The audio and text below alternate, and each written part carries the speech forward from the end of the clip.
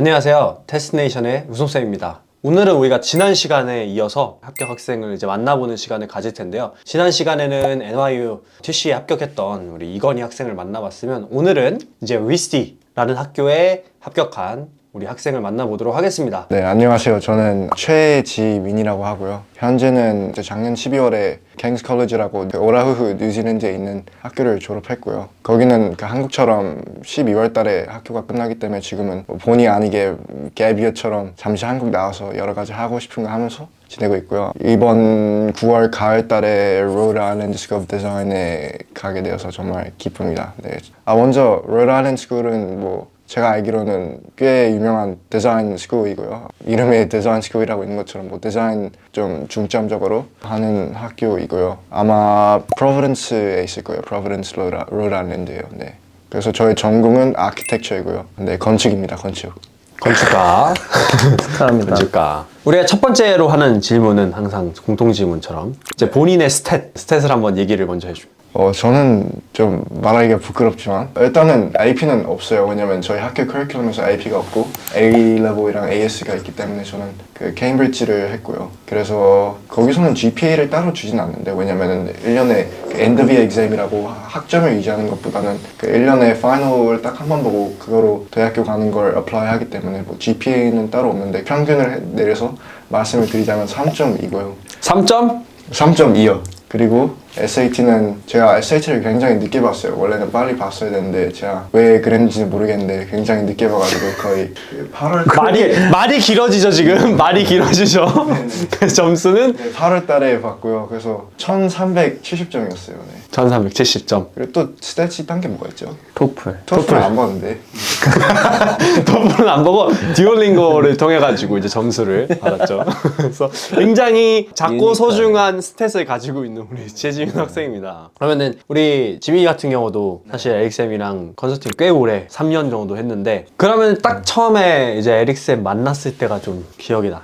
그쵸. 그때 저도 엄마랑 같이 갔었던 다들 엄마랑 손잡고 옵니다. 근데 그건 있었어요. 제가 꼭 해외에서 공부하고 싶다는 그런 희망이 있긴 있었기 때문에 그래서 좀 억지로 간 건 아니고 그래 흥미롭게 갔던 것 같고요. 근데 그거는 전혀 몰랐죠. 해외에 진학하는 데 있어서 어떤 프로시저가 있고 뭐를 요구하는지는 제가 잘 몰랐기 때문에 갑자기 어떤 에릭쌤이라는 사람이 만나가지고 갑자기 여러 가지 막 이것도 해야 되고 저것도 해야 되고 해가지고 좀 처음에는 혼란스러웠니? 네, 데만딩 하는 사람인 줄 알았어요. 갑자기 할 게 태산같이 많다는 거를 좀 저한테 일깨워 주셔가지고 혹시 지민이 처음 만났을 때 기억나시나요? 그쵸, 기억나죠. 지민이 그때 정확하게 기억 안 나는데 얘가 뉴질랜드를 그 다음 주에 간대요. 그래서 만난 지 일주일 만에. 하루 정도는 그러면 영어라도 내가 교정을 해야겠다라는 생각으로 같이 SAT를 했어요. SAT 겸 영어를 내가 가르쳐 줬는데 큰일 났다.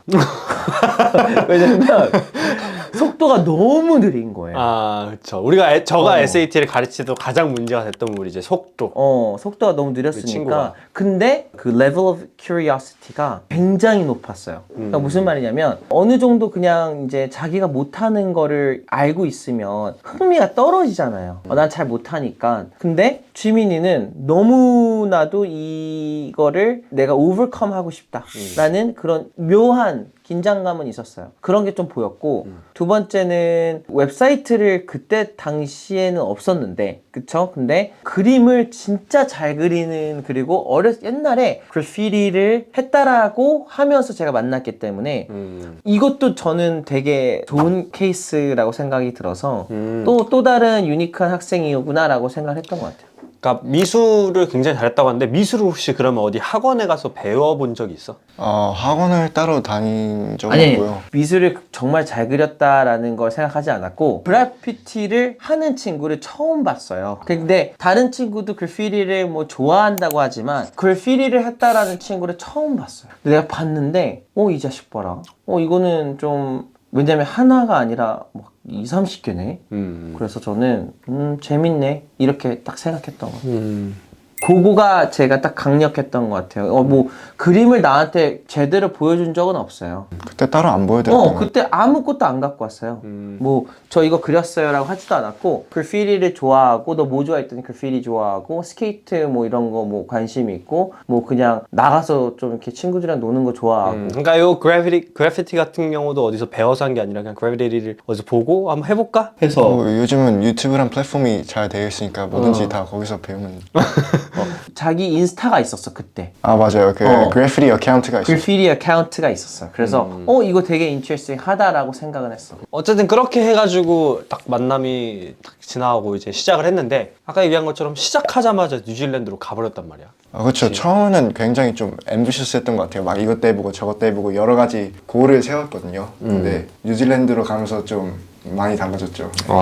어떤 것들이 좀 달라졌어? 어떤 것들? 첫 번째로는 아까 얘기하셨다시피 그 가자마자 제가 그때 2020년 1월 달쯤에 뉴질랜드에 도착했거든요. 1월 말쯤이요. 그래서 뉴질랜드에 가고 이제 보링에 들어갔는데 들어가자마자 거의 바로 코비드 아웃브레이크가 터져가지고 그 뉴질랜드 그 정부에서 그 인터내셔널 트래블을 완전히 블록케이드 했어요. 원래는 여름에 오는 거였는데. 원래는 그치? 방학마다 나와서 방학마다 와야 여러 가지 되는데. 프로젝트도 하고 여러 가지 뭐 활동 SAT도 공부하고 할 계획이었죠 처음에는. 근데 그 코비드 때문에 그 뉴질랜드 거버먼트에서 갇힌 거지 그냥. 뭐 그쵸 록다운이었죠 말 그대로. 록다운. 그 나라의 보르를 완전히 닫았기 때문에 그거는 근데 제가 외국인이었기 때문에 특히 그랬던 것도 있고요. 그래서 두 가지 옵션이 있었는데 그 하나는 뉴질랜드에서 학업을 포기하고 한국으로 돌아와서 다시 그냥 원래 한국 그 하는 것처럼 하는 거랑 아니면 한국에서 외국인 학교를 가던 거랑 뭐 그런 옵션이 한 개 있었고 다른 옵션은 그 뉴질랜드에서 남아서 생활하고 공부하고 하는 옵션이 있는데 저는 뭐 당연히 뉴질랜드에서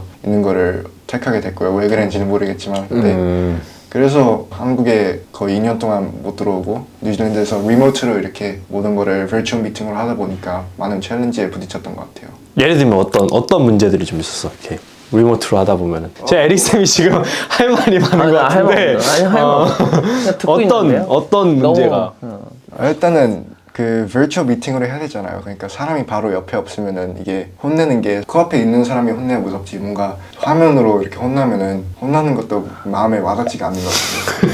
그런 점에서 많이 저도 잘 모르겠어요. 왜 그랬지? 아니 뭐야? 아니 갑자기 아니 고해성사 뭐야? 아무도 몰라. 아니 지금 다른 분들은 무슨 일이 있는지 모르니까. 왜 그랬지? 왜 그랬지? 제발에 뭐. 아마 에릭 쌤이 뭐. 얘기를 좀 해주세요. 어떤 일이 좀.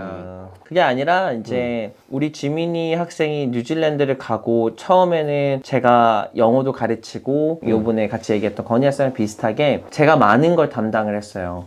컨설팅도 하고 또 SAT도 가르치거나 아니면 영어도 가르치고. 근데 이 코비드 아웃브레이크가 되고 나서 저는 1차적으로 지민이의 문제가 아니라 모든 우리 생활이 다 변화가 됐으니까 근데 좀 유별났던 것 같아. 왜냐면 그때 당시에 한 명만 뭐 코비드가 걸리면 락다운이었지 그냥. 네, 그때 좀 뉴질랜드 정부에서 엄격하게 우리는 코비드 제로 하겠다 해가지고 여기가 진짜 좀 심했던 것 같아. 내가 알았던 그 모든 나라들 중에 제일 심해서 그래서 좀 안타까운 것도 있지만 또 다행이다. 또 저기서 또 저렇게 안전하게. 근데 이제 그것 때문인지 아까 그랬잖아. 뭐 때문에 뭔지 모르겠다. 근데 그것 때문인지 뭔지 모르겠지만 진짜 조금씩 흥미가 좀 잃어버렸는지 모르겠지만 뭔가 어느 순간은 살짝 놨어요. 학업을. 그래서 연락조차 하는 게 나한테는 되게 중요했던 시기. 그러니까 우리가 뭘 안 해도 돼. 그냥 연락만 하자. 그랬던 시기를 지금 이제 고해성사를 하는 거죠. 근데 그때 이제 본인이 좀 잘 안 됐던 거죠. 그 과정에서 좀 그렇죠. 연락이 잘 안 되고. 근데 저는 이제 이거 보시는 분들이 오해할 수 있는데 혼자 내가 모르는 나라에 홈스테이 같이 주말마다 또 이렇게 여름방학, 봄방학에 이제 갈 곳이 없으니까 락다운돼 있고 한국에 오는 순간 돌아오지 못하잖아. 알고 보니까 나중에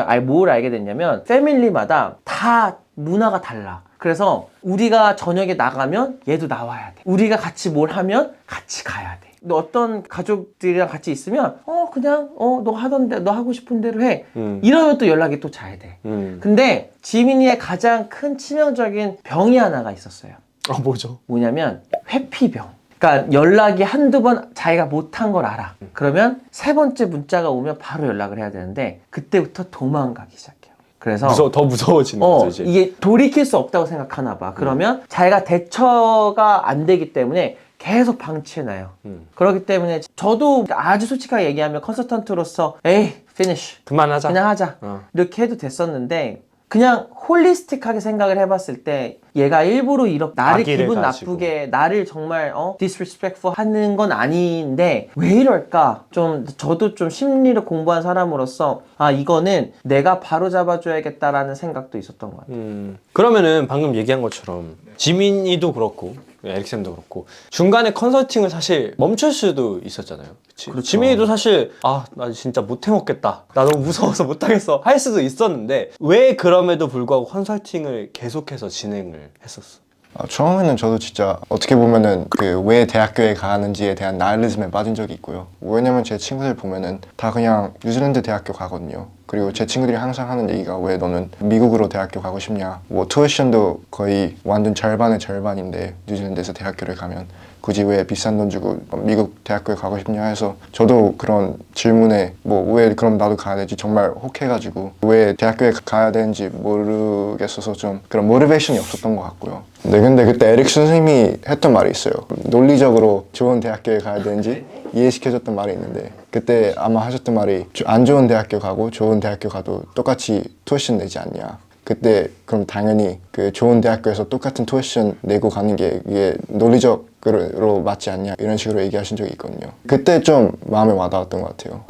그리고 그러니까 어차피 할 거면 똑바로 해라라는 거지. 네네네. 투이션 얘기를 하는 것보다는 4년의 시간을 얘기했던 것 같아요. 네, 네가 어차피 4년의 시간을 쓸 거면 더 좋은 기회, 더 좋은 곳에 가는 게 낫지 않냐. 이왕 갈 거면 네 대학을 아예 안 갈 거면은 네가 이렇게 해도 되는데 대학에 갈 거면 우리 좋은 데 가자. 그럼 이렇게 와닿는 마음이 있어서 계속 해야겠다라고 생각을 한 거야? 그것도 그렇고 대학교는 왠지 모르게 가고 싶었던 것도 있고 아닌지 모르게. 그러면은 반대로 지민이 컨설팅 그만하고 싶었을 수도 있잖아요, 사실. 항상 이제 어떤 학생을 봤을 때 이 학생을 이제 1년마다 저희가 갱신을 하잖아요. 그때 안 할 수도 있잖아요, 사실 저희가. 이 네, 학생이 맞아, 너무 맞아. 태도가 불성실하거나 맞아요. 시키는 걸 다 하지 않거나 이렇게 연락을 뜸해지면 안 할 수도 있는데 분명히 무언가 또 다른 맞아요. 직감이 발동을 해서 이 학생은 뭔가 맞아요. 할 수 있겠다는 생각이 들어서 분명히 계속 하셨을 텐데 어떤 지민이의 그런 당시의 모습이 계속 컨설팅을 해도 될 것 같다라는 생각을 좀 하게 되셨는지 궁금하네요. 돈? 장난이고 오히려 돈을 얘기하면 안 받는 게 나았죠. 왜 그러냐면 그 당시에 제가 혼자 할 수 있었던 캡에서 항상 맥스로 데리고 있었으니까 차라리 지민이를 안 하는 게 저한테는 더 이득이 됐었던 것 같은데 솔직하게 얘기하면 그리고 옛날에 온 친구들은 제가 가격도 거의 올리지도 않았어요. 그래서 되게 많은 베네핏을 본 것 같아요. 전에 오셨던 친구들한테. 그런데도 왜 그만두지 못했냐라고 생각을 하면 그냥 지민이의 이런 모르겠어요.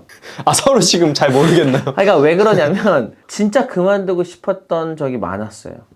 얘 진짜 컨설팅 그만하고 싶다. 근데 이제 왜 그만두지 않았냐라고 하면 그냥 마음이 그렇지 않기 때문에 그랬던 거지 뭔가 이유가 있어서. 51%가 이랬고 이런 건 아니었던 것 같아요. 뭐 이렇게 이유가 뭐 계산적으로 들어간다든지 뭐 이렇게 프로스 앤 컨스를 뭐 이런 건 아니었고 그리고 또 계약서도 지금이 있지만 계약서도 쓰지도 않았기 때문에 언제든 누군가가 뭔가 있었을 때는 그냥 그만둘 수 있다고 생각은 항상 했지만 지민이가 갖고 있는 어떤 성향, 뭔가 매력 이런 거 아닐까? 그냥 지금도 뭔가 되게 좋아하시잖아요, 지민이 이런 지금도 캐릭터를. 좋아하는데 매력이 있었던 것 같아요. 그냥 근데 이 다짐이 항상 오래가지 않았다라는 거. 예를 들어 뭐 연락이 됐어. 3주만 연락이 됐어. 그러면 또 이렇게 시무룩해가지고 죄송합니다 이러면서 얘기를 하는데 딱 한 번 나한테 그 얘기를 했었던 것 같아요. 왜 내가 대학을 가야 할지 잘 모르겠다. 그때 나는 생각을 했던 것 같아. 그냥 얘는 대학을 얼른 빨리 보내야겠다. 이렇게 되는 순간 진짜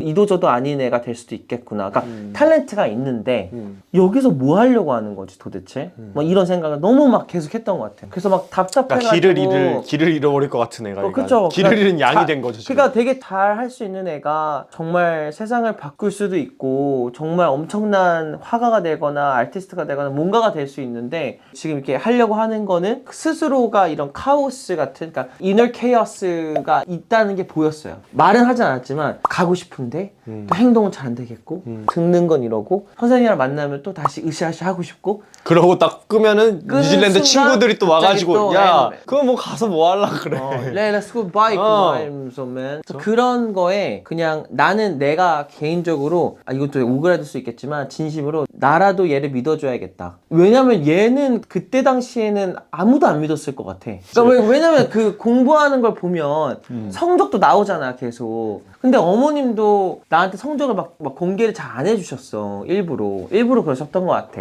근데 이제 가끔 가다가 너무 심해서 그래서 뭐 제이 선생님도 붙여주고 근데 그런 것들을 보면서 나라도 길잡이가 안 되면 얜 진짜 이런 탤런트를 갖고 있는 친구가 나중에 정말 쓸데 없어지면 어떡하지? 쓸모 없어지면 어떡하지? 그 생각을 엄청 했었어요.